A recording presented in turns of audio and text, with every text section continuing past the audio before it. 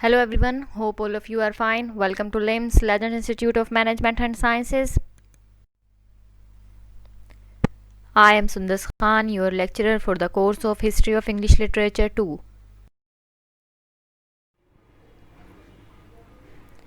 This is our third lecture. In this lecture we will discuss George Eliot, जो कि हमारा second novel जो है उनकी जो राइटर है वो है जॉर्ज इलियट. आज हम लोग डिस्कस करेंगे जॉर्ज इलियट की फर्स्ट लाइफ के बारे में, थोड़ा सा इंट्रोडक्शन, और जो उनकी लाइफ थी, जो डेली रूटीन या कुछ उनकी मखसूस या अहम चीज़ें हैं जो उनकी लाइफ से रिलेटेड, हम वो डिस्कस करेंगे. और साथ साथ जो आप लोगों का नावल है the mill on the floss, उसके जो कैरेक्टर्स हैं उनके बारे में आपको कुछ इन्फॉर्मेशन दूंगी. इंट्रोडक्शन अगर हम देखें तो अगर सबसे पहले बर्थ की बात करते हैं तो जॉर्ज इलियट की जो डेट ऑफ बर्थ है वो है 22 नवंबर 1819. मींस कि ये 1819 में पैदा हुई थी और रूरल एरिया में पैदा हुई थी. वारविकशायर जो है वो इनका एरिया का नाम है, जिस जगह पर, या प्लेस का नाम आप कह सकते हैं, जिस जगह पर इनकी बर्थ हुई थी. एक और चीज़ जो मैंने आपको वैसे भी बताई है कि जो जिस एज की हम बात कर रहे हैं उस एज में जब कोई फीमेल राइटर होती थी और वो अपनी कोई राइटिंग लिखती थी, कोई पोइट्री या कोई नावल वगैरह या कोई प्रोज भी, तो वो अपना जो उनका एक असली नाम होता था जिससे उन्हें सब जानते थे, वो नाम यूज़ नहीं करते थे, बल्कि वो एक फ़र्ज़ी नाम बनाते थे अपना, और वो उस नाम को यूज़ करते थे अपनी तमाम राइटिंग्स के लिए. तो जॉर्ज इलियट भी उन्हीं में से एक फ़ीमेल थी जिन्होंने लिखा, लेकिन उन्होंने अपना जो उनका असल नाम था वो यूज़ नहीं किया. उन्होंने पेन नेम यूज़ किया, ऐसे नाम को जो हम लोग सिर्फ राइटिंग के लिए यूज़ करते हैं, हम पेन नेम कह सकते हैं. तो उन्होंने पेन नेम यूज़ किया था और उनका पेन नेम था Mary Ann Evans. Mary Ann Evans जो है ये बहुत ही फेमस नाम है, और आपसे पूछा जा सकता है कि या तो जॉर्ज इलियट का असल मीन्स के पेन नेम क्या था, या वो पूछ सकते हैं कि मैरी एन एवांस जो थी उनका रियल नेम जो था वो क्या था. तो आपको पता होना चाहिए. जॉर्ज इलियट जो है वो 19th सेंचुरी की नॉवलिस्ट हैं. डेट ऑफ डेथ की अगर हम बात करते हैं तो 22 दिसंबर 1880 में इनकी जो है वो डेथ हुई है. इनको हम जॉर्ज इलियट को हम लोग जानते हैं as the leading Victorian novelist, यानी कि सरबराही करती थी. आप कह सकते हैं कि इनको हम लोग सरबराह या लीडर कंसीडर कर सकते हैं नॉवलिस्ट जो थे विक्टोरियन एज के उनके. मेजर नॉवल्स की अगर मैं बात करूं कि इनके कौन कौन से मेजर नॉवल्स हैं या फेमस नॉवल्स हैं, तो एडम बीड है, मिल ऑन द फ्लॉस जो कि आपके सिलेबस में भी है, Silas Marner, Middlemarch, Daniel Deronda and Romola, ये तमाम जो नॉवल्स हैं ये इनके बहुत ही ज़्यादा फेमस हैं. और आपके जो सिलेबस में जो नॉवल है जिसे हम लोग डिस्कस करेंगे वो है the mill on the floss. अगर इनकी हम जनरल लाइफ यानी कि आम जो इनकी रूटीन है, रूटीन लाइफ, आम लाइफ के बारे में अगर हम इनके डिस्कस करें तो आम लाइफ जो है जैसे कि एक जनरली इंसान के बारे में डिस्कस किया जाता है कि वो किस तरह की थी या किस किस्म की जो थी, उनका जो लेवल था समझने का या कोई अंडरस्टैंडिंग लेवल जो था वो कैसा था या पढ़ने में वो कैसी थी. तो नॉर्मली अगर देखा जाए तो जॉर्ज इलियट को बहुत ज़्यादा इंटेलिजेंट कंसीडर किया जाता है, मतलब बहुत ज़्यादा ज़हीन थी ये अपने डेली रूटीन को लेके, अपने समझने समझाने वाले मामलात को लेके, या अगर हम इनकी स्टडीज़ को ही देखें तो उसको, यानी कि इनको पढ़ने का शौक़ था, ये पढ़ने को तरजीह देती थी, उसमें इंटरेस्ट लेती थी. जब 16 इयर्स की थी ये, तो इन्होंने अपने आप को सेल्फ एजुकेट करना स्टार्ट कर दिया था, क्योंकि इनको असेस हासिल थी, जो लाइब्रेरी थी ऑरबरी हॉल, उस लाइब्रेरी तक इनको असेस अलाउ थी, इनको असेस हासिल थी. तो इन्होंने उस लाइब्रेरी से बुक्स उठाकर रीड की थी और ख़ुद को सेल्फ एजुकेट किया था. मीन्स के खुद ही रीड करके खुद ही उन्हें समझने की कोशिश की थी, और जो नॉलेज लिया था इन्होंने खुद बाय सेल्फ वो बुक्स रीड करके इन्होंने वो नॉलेज जो है वो हासिल किया था.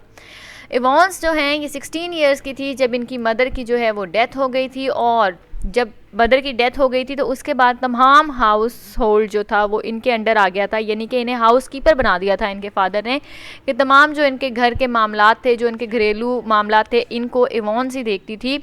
जॉर्ज इलियट जो हैं मीन्स के इनके फादर जो थे उन्होंने सारी की सारी रिस्पॉन्सिबिलिटी जो कि इनकी मदर के पास थी वो इन पर कन्वर्ट कर दी थी, इनके ऊपर डाल दी थी कि तमाम घर की देखभाल अब जॉर्ज इलियट ही करती थी. और जब ये 21 इयर्स की थी तो इनके जो ब्रदर थे इसाक जिनका नाम है, उन्होंने शादी की थी, और उन्होंने जो फैमिली का जो घर था या फैमिली नेम जो होता है वो उनके पास चला गया था, क्योंकि पहले ऐसे ही होता था ना कि फैमिली का घर या जो नाम होता था वो सिर्फ मेल मेंबर्स को कन्वर्ट किया जाता था. तो इनके ब्रदर की जब शादी हुई तो उसके बाद वो जो है वो इनके ब्रदर के पास चला गया था. अगर हम जॉर्ज इलियट के बारे में बात करें तो हम इनको ट्रांसलेटर भी कहते हैं, क्योंकि इन्होंने ट्रांसलेट की थी बहुत सी बुक्स को. इन्हें हम पोइट भी कहते हैं, इन्होंने पोइट्री की थी, और इसके अलावा ये जर्नलिस्ट भी थी और नॉवलिस्ट भी थी. तो आप कह सकते हैं कि इन्होंने डिफरेंट फील्ड्स ऑफ लिटरेचर में अपनी सर्विसेज जो हैं वो प्रोवाइड की हैं।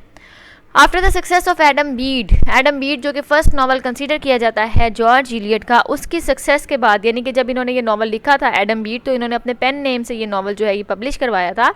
और उसकी सक्सेस के बाद ही जॉर्ज इलियट जो है इन्होंने कंटिन्यू की अपना जो राइटिंग करियर था उसको कंटिन्यू रखा, और इन्होंने नेक्स्ट 15 ईयर्स के अंदर डिफरेंट नावल्स, जो कि हमने पहले भी कुछ नावल के नेम्स जो हैं वो डिस्कस किए हैं, वो नावल्स जो हैं वो प्रोवाइड किए थे पब्लिक के लिए। इनका जो लास्ट नावल कंसीडर किया जाता है वो है डैनियल डिरोंडा, जो कि पब्लिश किया गया था 1876 के अंदर।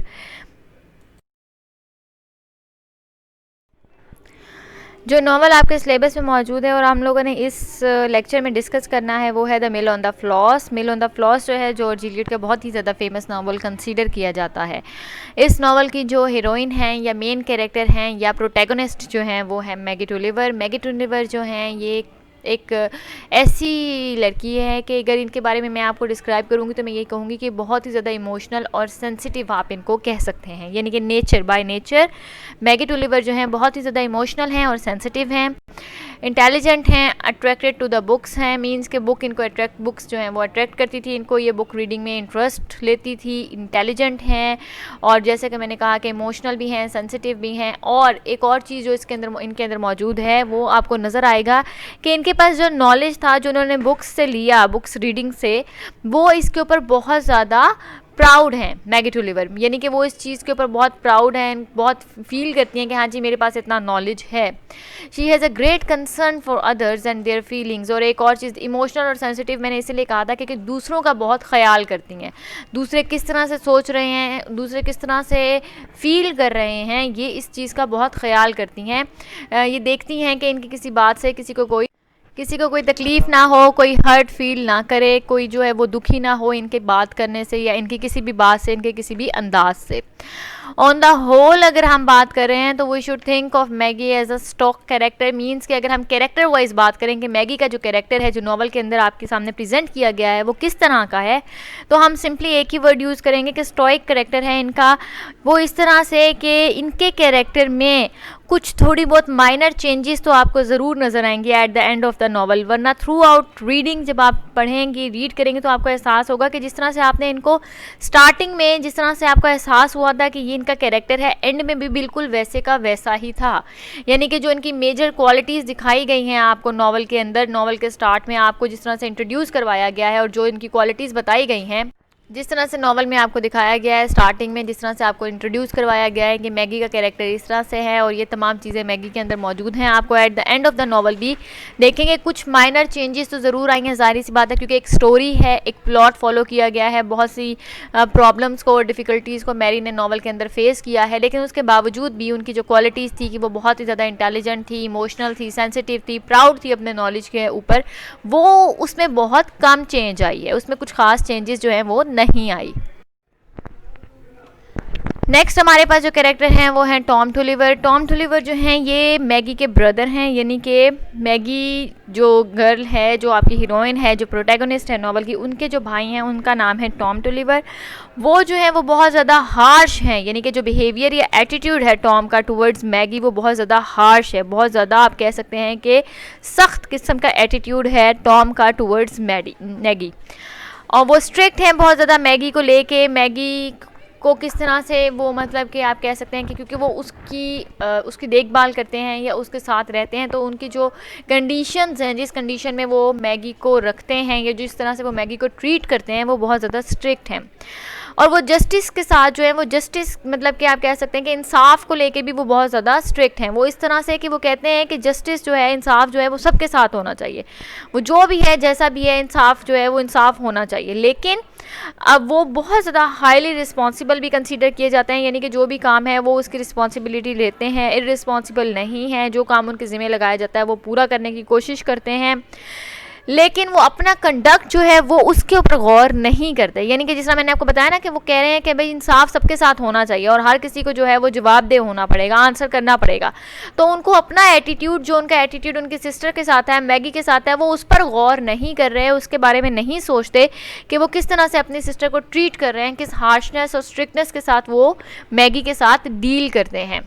और उन्हें एक और चीज़ जो लगती है वो ये है कि उन्हें लगता है कि जो कुछ भी हो रहा है वो जो है वो सब कुछ सही कर रहे हैं। मीन्स के वो उन इंसानों में से, उन लोगों में से एक लोग हैं जिन्हें ये लगता है कि बाकियों ने अगर किसी ने कुछ गलत किया है तो उसको वो ठीक करना चाहिए, उसको उसकी सज़ा मिलनी चाहिए, इंसाफ होना चाहिए। लेकिन साथ साथ उन्हें ये लगता है कि जो कुछ भी वो करते हैं बिल्कुल ठीक करते हैं, उनमें कोई ख़राबी नहीं है, कोई कमी नहीं है और वो कभी कुछ गलत कर ही नहीं सकते। ये है टॉम टोलीवर का attitude towards him and towards others. यानी कि लोग कहते हैं ना कि भाई अपने बारे में एक और ख़यालात होते हैं और दूसरों के बारे में और, या अपने लिए और आपकी जो है वो रूल्स हैं और दूसरों के लिए और रूल्स हैं। तो टॉम टोलीवर उन्हीं लोगों में से हैं जिनके अपने लिए और रूल्स हैं और दूसरों के लिए और रूल्स हैं। And that is why he does not feel any remorse for what he does to Maggie. और वही रीज़न है इनकी, क्योंकि ये इस रूल पर चलते हैं कि जो कुछ मैं कर रहा हूँ, जैसा मैं कर रहा हूँ, जैसा मैं कह रहा हूँ वो सब ठीक है। तो इस वजह से ही जो कुछ भी वो मैगी के साथ करते हैं, जैसे भी वो मैगी को ट्रीट करते हैं, वो सब उन्हें लगता है कि उसमें कोई गलती नहीं है, बल्कि वो बिल्कुल दुरुस्त हैं।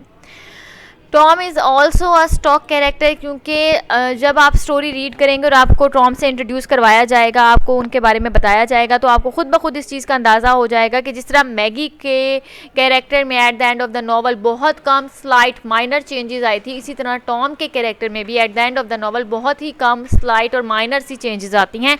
इनका एटीट्यूड भी ज़्यादा चेंज नहीं होता, इनकी जो ट्रीटमेंट होती है टूवर्ड्स मैगी वो भी ज़्यादा चेंज नहीं होती। देन हमारे पास कैरेक्टर है लूसी डीन। लूसी डीन जो है ये मैगी की और टॉम की कज़न है। ये जो है ये बहुत ज़्यादा लोग इनको एडमायर करते हैं for her beauty and for her docility. Means के उनका जिस तरह से बिहेवियर और पर्सनालिटी है, जिस तरह से वो अपने आप को बहुत ही ज़्यादा आप कह सकते हैं कि नाजुक सी बना के लोगों के सामने पेश करती हैं। दुसाइल का मतलब होता है नाजुक अंदाम होना। तो जिस तरह से ये अपने आप को कमज़ोर और नाजुक सा बना के लोगों के सामने प्रेजेंट करती हैं, और जिस तरह से ये बहुत ही ज़्यादा एक ब्यूटीफुल जो है वो वुमेन है, तो लोग जो हैं वो इनसे बहुत ज़्यादा एडमायर हैं।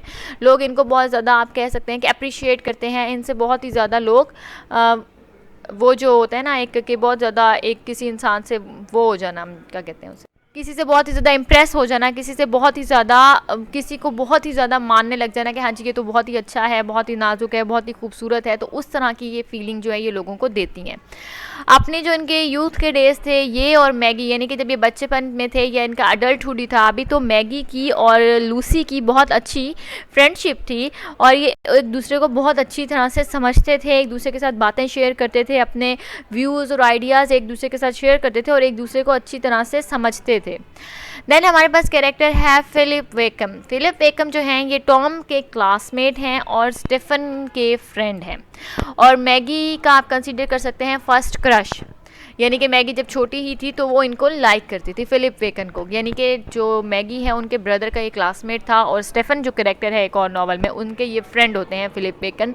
होता है इनके साथ ये है कि ये किसी वजह से डिफॉर्मिटी हो जाती है इनकी बॉडी के अंदर, कुछ अबनॉर्मैलिटी होती है इनके फिज़िकल बॉडी के अंदर, जिसकी वजह से मतलब कि इनको थोड़ा सा दिखाया गया है कि ये थोड़ा सा पीछे होते हैं या ये थोड़ा सा जो है वो इनको अच्छी तरह से लोग जो हैं वो इतने अच्छी तरह से नहीं ट्रीट करते। लेकिन ये बहुत ही ज़्यादा टैलेंटेड होते हैं आर्ट्स में और ऑल्सो वेल बिहेव्ड। यानी कि जो इनकी एक पर्सनालिटी होती है, जो बिहेवियर होता है वो इनका बहुत अच्छा होता है।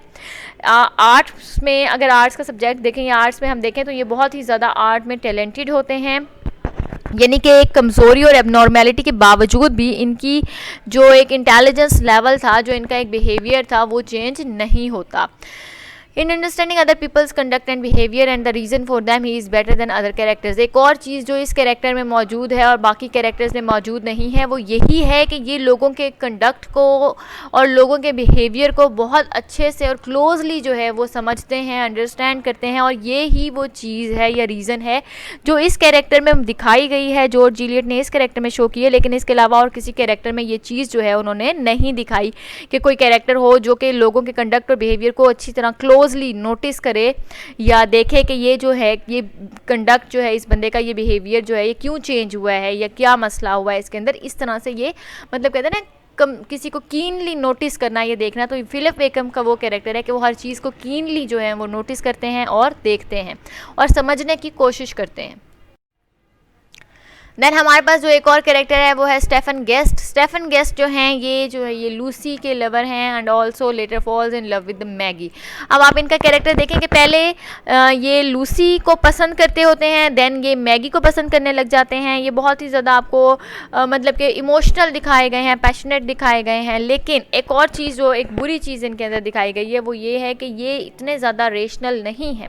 स्पेशली जब इनको दिखाया है कि ये किसी को पसंद करते हैं तो उस टाइम इनकी जो रेशनैलिटी है वो बिल्कुल भी अपनी रेशनैलिटी का इस्तेमाल नहीं करते, अपनी रेशनैलिटी को यानी कि अपनी सोच समझ का इस्तेमाल नहीं करते, बल्कि अपने इमोशंस को फॉलो करते हैं। एक इंसान होता है ना जो ये कहता है कि इमोशंस उसके ऊपर हावी हो जाते हैं। स्टेफन गेस्ट उन्हीं कैरेक्टर्स में से एक कैरेक्टर हैं कि इनके ऊपर इनके इमोशंस जो हैं वो हावी हो जाते हैं। ये अपने इमोशंस को प्रेफरेंस देते हैं, इम्पोर्टेंस देते हैं as compare to in his mind या हिज रेशनल थिंकिंग, यानी कि ये अपने एहसासात को, अपने जज्बात को ज़्यादा अहमियत देते हैं एज़ कम्पेयर टू कि लॉजिकली सोचा जाए कि क्या करना चाहिए और क्या नहीं करना चाहिए।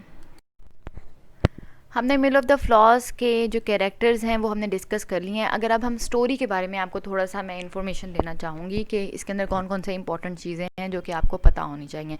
तो सबसे इम्पॉर्टेंट चीज़ जो है वो है कि स्टोरी जो है वो इंग्लिश मिडलैंड्स में, यानी कि जो एक इलाका है इंग्लिश मिडलैंड्स का इलाका है, वहाँ पर स्टोरी जो है वो जो मैगी और उसके भाई की स्टोरी है वो वहाँ पर सेट की गई है। यानी कि जो आपको एक सेटिंग नज़र आएगी वो इंग्लिश मिडलैंड्स की है। और रियल लाइफ में देखें कि फ्लॉस का जो एरिया था उसका मॉडल कौन सा था, यानी कि किस एरिया के ऊपर मॉडल किया गया है फ्लॉस को, तो वो है ट्रेंट इन लिंकॉनशायर। मींस के कोई इमेजिनरी जगह नहीं थी बल्कि वाकई ये एक जगह थी जिसको मॉडल बनाया गया था उस इलाके के लिए, जिसके अंदर स्टोरी जो है वो आपके सामने प्रेजेंट की जाएगी। जो सेटिंग है स्टोरी की वो उस इलाके की है। Story centred on the lifes of brother and sister Tom and Maggie. हम डिस्कस कर चुके हैं कि मैगी जो है वो हमारी प्रोटैगनिस्ट हैं, मेन कैरेक्टर हैं, उनके भाई हैं टॉम, और ये दोनों जो हैं ये ही वो लाइव्स हैं या यही वो कैरेक्टर्स हैं जिनके इर्द गिर्द जो हमारी स्टोरी है, सारी स्टोरी जो है नॉवल की वो मूव करेगी।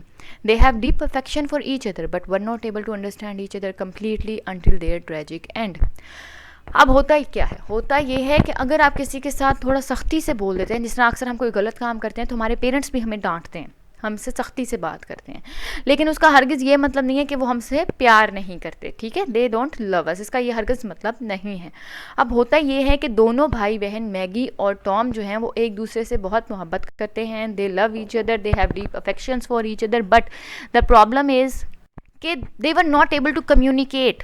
यानी कि आप ये समझें कि वो दोनों एक दूसरे को बहुत प्यार करते थे, उनके दरमियान अंडरस्टैंडिंग भी मौजूद थी, लेकिन आप देखेंगे कि एंड भी हो जाता है नॉवल, लेकिन जो उनके एक वो था ना कि कम्प्लीटली एक दूसरे को अंडरस्टैंड कर सकें, कम्प्लीटली एक दूसरे की व्यूज़ को समझ सकें, उन एक दूसरे के साथ जो है वो कंपैशनेट हो सकें, एक दूसरे को अच्छी तरह से फीलिंग्स को एक दूसरे के साथ कन्वे कर सकें। यानी कि ज़रूरी नहीं है कि अगर आप किसी को पसंद करते हैं या किसी से प्यार करते हैं, चाहे वो आपका भाई बहन है, तो आप अपने एक्शन से वो शो भी कर सकें। अक्सर लोग ऐसे होते हैं जो कि दूसरे को बहुत अच्छे मतलब कि बहुत ख्याल करते हैं, बहुत अच्छा उनको जो है वो प्यार करते हैं एक दूसरे बहन भाइयों के साथ, लेकिन कम्युनिकेट सही तरह से नहीं कर सकते, अपने एक्शन से वो शो नहीं कर सकते। तो यही प्रॉब्लम थी मैगी और टॉम की कि मैगी तो जो है वो सेंसिटिव थी, तो वो अपने भाई का हर कहना मानती थी, कोशिश करती थी कि जो उसे टॉम ने कहा है, जैसे उसे टॉम ने कहा है वो बिल्कुल वैसे करे और वैसे ही रहे। लेकिन टॉम की प्रॉब्लम ये थी कि वो बहुत ही ज़्यादा जो है वो हार्श था। तो वो हरगिज़ उसका मतलब ये नहीं कि वो मैगी को पसंद नहीं करता था या उससे प्यार नहीं करता था, नहीं, वो करता था, ज़ाहिरी बात है मैगी उसकी सिस्टर थी, लेकिन वो अपने एक्शन से ये शो नहीं कर पाता था कि वो वाकई ही मैगी को प्यार करता है। यहाँ पर आपको ये प्रॉब्लम जो है वो नज़र आएगी।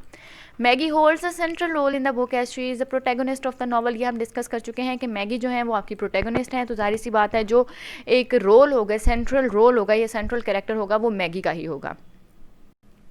She is related to the 3 important male characters in one way और अनदर। 3 इंपॉर्टेंट कैरेक्टर्स आपको इस नॉवल में नजर आएंगे और आपको नजर आएगा कि मैगी का उन तीनों के तीनों इंपॉर्टेंट कैरेक्टर्स के साथ एक कनेक्शन है, यानी कि वो उनके साथ रिलेटेड है किसी ना किसी तरह से। फॉर एग्जाम्पल टॉम जो है एक मेल कैरेक्टर है जो कि इंपॉर्टेंट है नॉवल के अंदर, मैगी उसकी सिस्टर है। सेकेंड इंपॉर्टेंट कैरेक्टर हम लोगों ने डिस्कस किया था कि टॉम का क्लास फेलो था और वो जो था मैगी का फर्स्ट क्रश था। तो मतलब कि उसके साथ भी मैगी, और बाद में उनकी फ्रेंडशिप भी हो जाती है दोनों की, मैगी की और उस बॉय की। तो मैगी उस लड़के के साथ भी किसी ना किसी तरह मतलब है रिलेशनशिप है या कनेक्टेड है। थर्ड जो है वो आपका जो है आप समझें कि एक और कैरेक्टर है जिसके साथ मैगी जो है इन लव रिलेशनशिप आएंगी, और उसके साथ भी मैगी होता असल में वो जो है कैरेक्टर, वो मैंने आपको डिस्कस किया है पीछे ही कि वो मैगी के कज़न का फियांसी होता है, इंगेज्ड होते हैं वो दोनों, वो मैगी की कज़न और वो लड़का। लेकिन क्योंकि जब वो मैगी को देखता है तो वो मैगी को पसंद करने लग जाता है, तो इनके दरमियान भी एक लव रिलेशनशिप जो है वो क्रिएट हो जाता है। The first part of a book is a brilliant study of provincial life shown with typical humor. अगर हम बुक्स के पार्ट्स करें तो जो पहला पार्ट है, जो स्टार्टिंग पार्ट है स्टोरी का, नॉवल का, उसके अंदर आपको नज़र आएगा कि ये जो स्टोरी है, ये जो बुक है, ये ब्रिलियंट है अगर हम प्रोविंशियल लाइफ को स्टडी करना चाहें तो।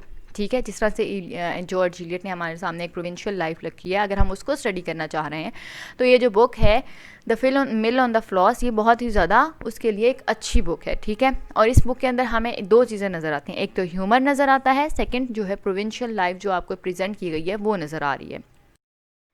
हाउ टुलिवर वॉज फाइनेंशियली रियोन्ड, और जो दूसरा पार्ट यानी कि दो चीज़ें, एक तो ये बताया ना आपको ह्यूमर है इस बुक के अंदर, इसके अंदर प्रोविंशियल लाइफ जो है वो है, और इसका जो कैरेक्टर है टुलिवर का कैरेक्टर यानी मैगी और जो टॉम के फादर थे या जो फैमिली थी वो किस तरह से फाइनेंशियली ख़त्म हो गई, फाइनेंशियली रियून्ड हो गई, तबाह हो गई, ये आपको first part of the book के अंदर नज़र आएगा।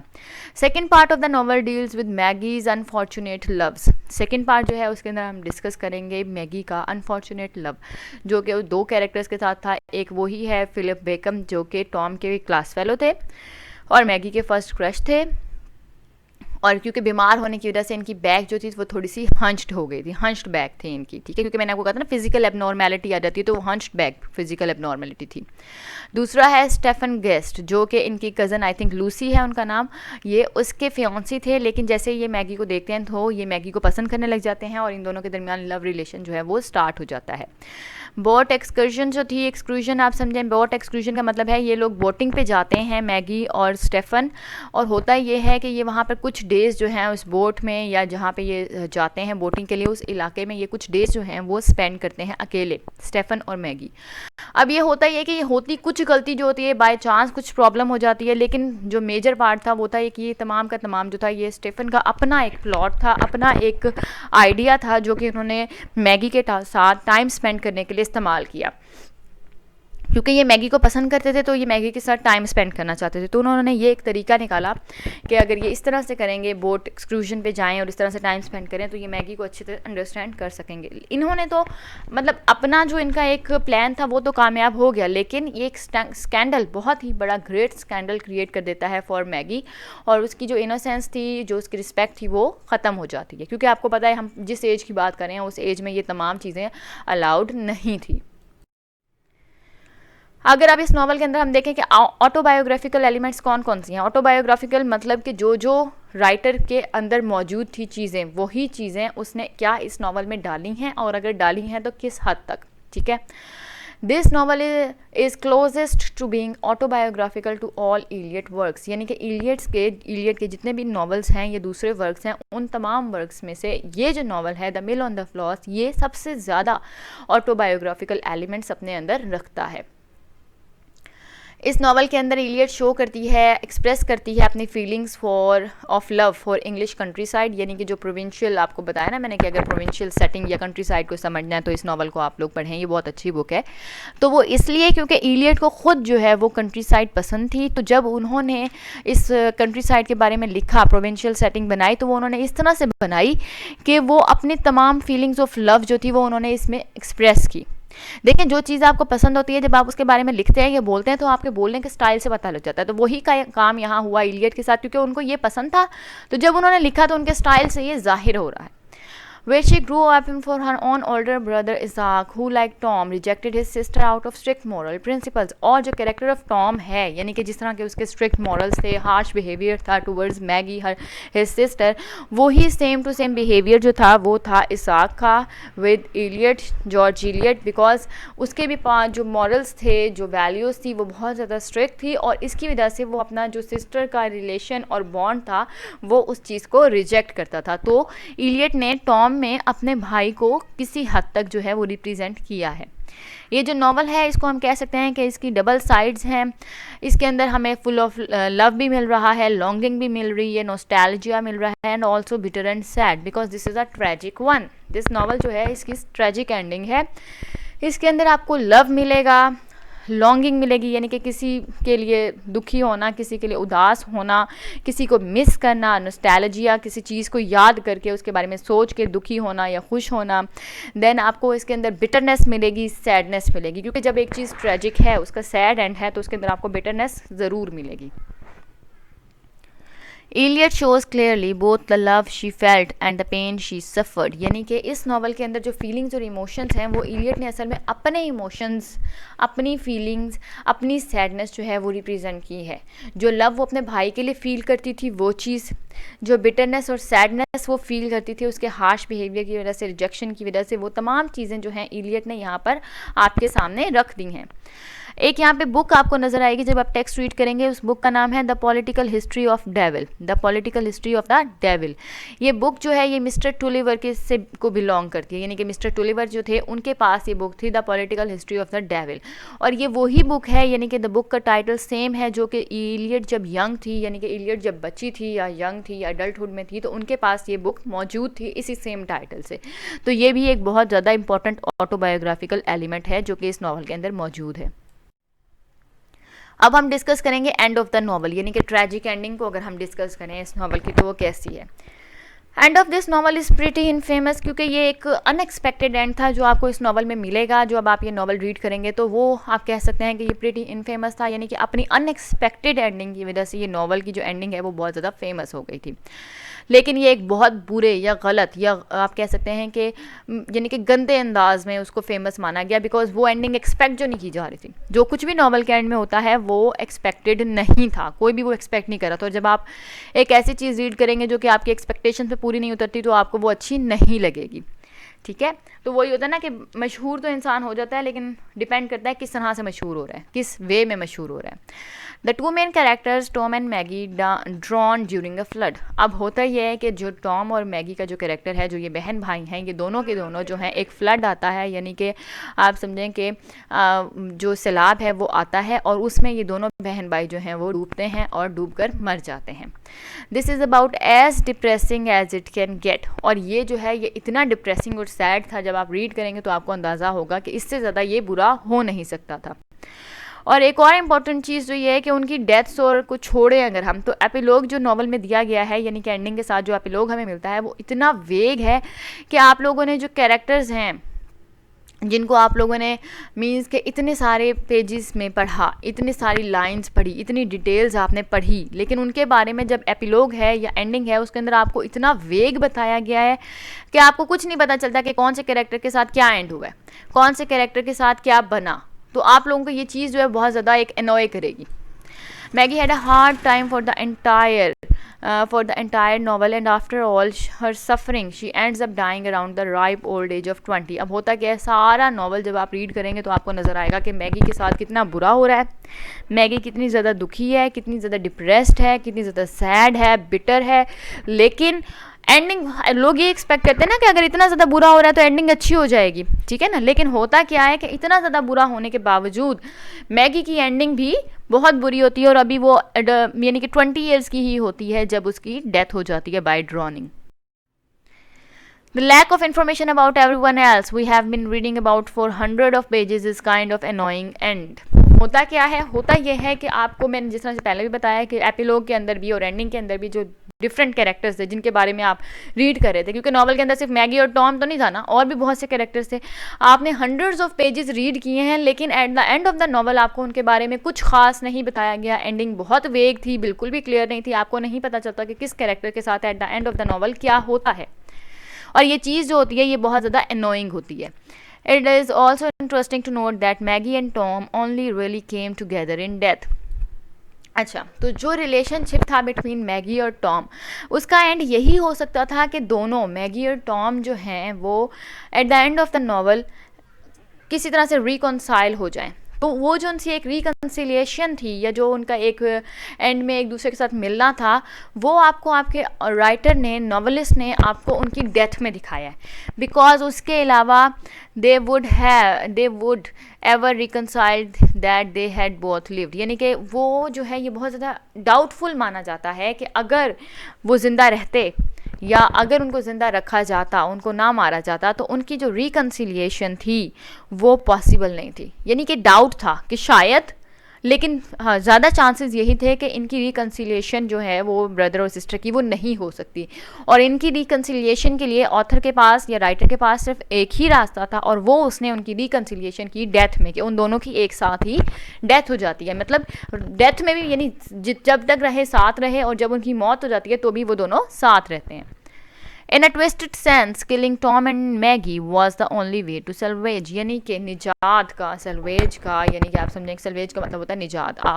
तो निजात का इन दोनों की एक ही रास्ता था राइटर के पास, नॉवलिस्ट के पास, और वो यही था कि क्योंकि वो साथ नहीं रह सकते थे अगर वो ज़िंदा रहते तो, because of their views and conflicts, तो वो उन दोनों को साथ मार देती है. उन दोनों को साथ जो है वो मरने में वो उनका साथ हमें दिखाती है कि अगर वो साथ रह नहीं सकते थे तो वो साथ मर ज़रूर सकते थे. I hope each and everything is clear. If you have any questions, you can ask me. Thank you.